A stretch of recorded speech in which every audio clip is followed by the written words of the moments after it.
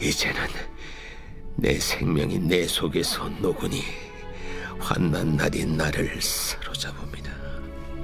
밤이 되면 내 뼈가 쑤시니 나의 아픔이 쉬지 아니하는구나.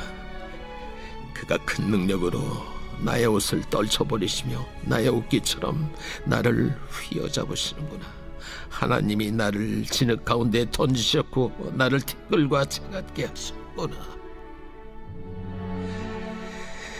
내가 주께 부르짖으나 주께서 대답하지 아니하시오며 내가 섰사오나 주께서 나를 돌아보지 아니하시나이다. 주께서 돌이켜 내게 잔혹하게 하시고 힘있는 손으로 나를 대적하시나이다.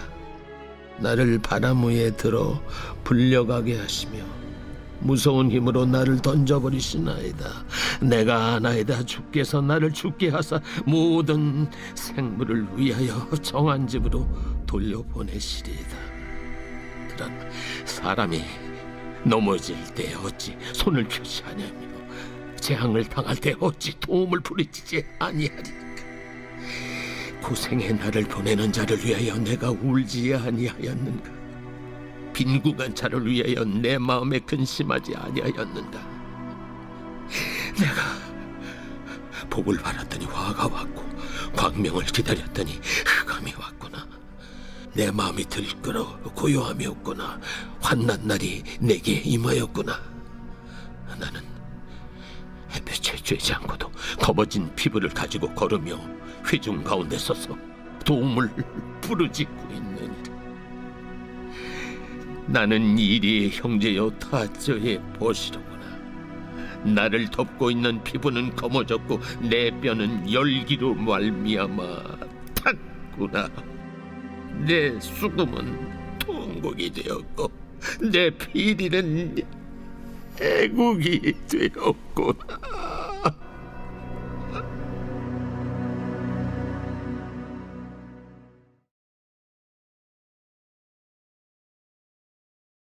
할렐루야.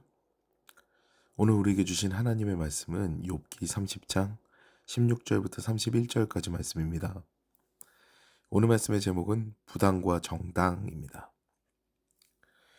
대략 몇 주 동안 새벽 기도회에서 우린 욥기를 살펴보고 있는데요. 욥은 처절한 고난 가운데서 태도가 바뀝니다. 정확하게 말씀드리면 태도가 바뀌는 것이 아니라 본심이 드러났다고 하는 것이 옳겠죠. 처음에 욥은 하나님을 향한 신뢰가 변함이 없습니다. 그의 아내가 차라리 하나님을 저주하고 죽으라 라고 했을 때도 그는 믿음의 고백을 합니다. 너무 유명한 고백이죠. 욥기 2장 9절부터 10절 말씀입니다.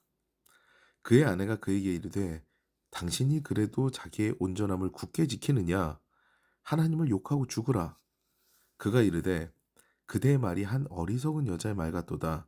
우리가 하나님께 복을 받았은즉 화도 받지 아니하겠느냐 하고 이 모든 일에 욥이 입술로 범죄하지 아니하니라. 이렇게 놀라운 믿음의 고백을 한 욥은요, 태도가 나중에 바뀌게 되죠. 새 친구의 그를 향한 비판의 태도가 바뀝니다. 완전히 바뀌어버려요. 이유는 딱 하나예요. 그 새 친구가 무엇을 지적했냐면요, 너 잘못했어. 네 잘못이야. 그래서 네가 이런 대우를 받는 거야. 하나님께서 너를 이렇게 처벌하는 거야. 심판하는 거야. 이 친구들의 이야기를 견딜 수가 없었습니다. 그 다음부터 욥의 태도는요, 나는 잘못한 게 없어. 도대체 왜 하나님께서 나를 이렇게 대하시는지 알 수가 없어. 이 관점에서 벗어나질 않습니다. 오늘도 그런 분위기의 연장이에요. 오늘은 하나님의 징벌과 유기, 그리고 욥의 스스로를 향한 슬픔의 노래로 본문이 진행이 됩니다. 실제로 그랬다는 게 아니라요, 욥이 하나님을 그렇게 느끼고 있다라는 거죠. 하나님께서 나를 이유 없이 치셨다? 나는 하나님 앞에 부끄러움이 없고 하나님께서 제발 나타나셔서 나와 옳고 그름을 따졌으면 좋겠다. 욥은 계속 이 태도를 견지하고 있습니다. 그런데 여러분, 사실 세상이 공평한가요? 결코 공정하거나 공평하지 않습니다. 우리는 태어나면서부터 다른 출발선을 가지죠. 결과의 평등을 고려한다면요, 세상은 불평등 그 자체입니다.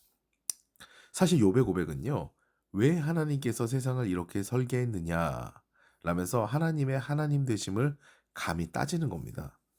우리가 잘 생각해 봐야 되는 것은요.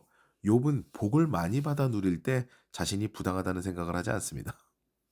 우리도 그렇겠죠. 남들보다 더 복을 받는 것도 공평과 공정에서 벗어나는 일인데 그렇게 생각하지 않는 거죠. 결국 욥이 이야기하는 공평은 욥의 관점입니다.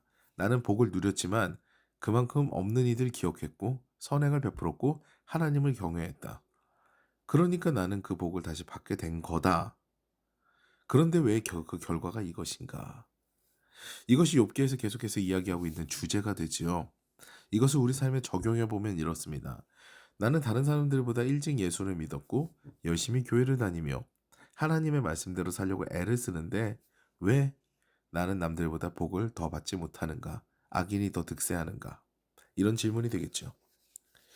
사실 이 관점은요, 우리의 관점입니다. 하나님의 관점과는 다르죠. 하나님께서는요, 누구나에게 공평하게 구원의 기회를 주시고 하나님을 만날 수 있는 기회를 주십니다. 사실 욥은 하나님과 누가 옳으냐의 논쟁 자리를 만들어야 되는 것이 아니라 전능자인 하나님께 자신의 처지를 아뢰고 하나님을 끝까지 신뢰하는 믿음을 가졌어야 했습니다. 근데 욥의 마음 기저에는요.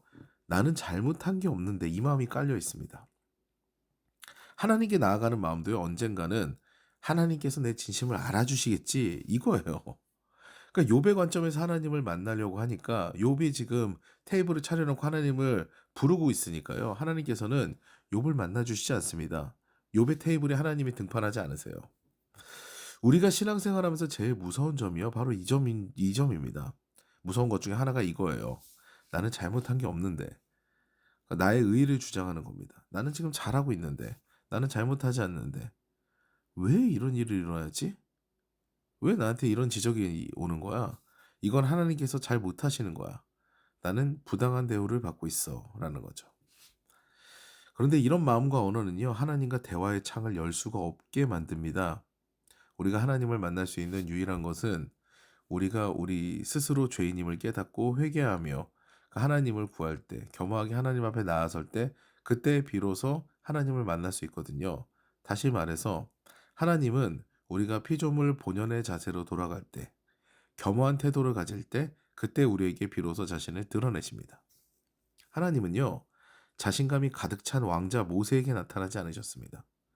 살인자가 되어 도망자의 신분이 된 그것도 아무 힘이 없는 대릴 사위에 불과한 80세 노인 모세에게 나타나신 분이 하나님이시죠. 우리는요, 부당과 정당을 논할 수 있는 존재가 아닙니다. 우리를 창조하신 분이 계시고요, 그분의 설계대로 된 세상이거든요. 피조물에 불과한 우리가 무엇을 판단할 수 있겠습니까? 우리가 뭘 옳다고 뭘 그르다고 하나님 앞에 논쟁할 수 있겠습니까?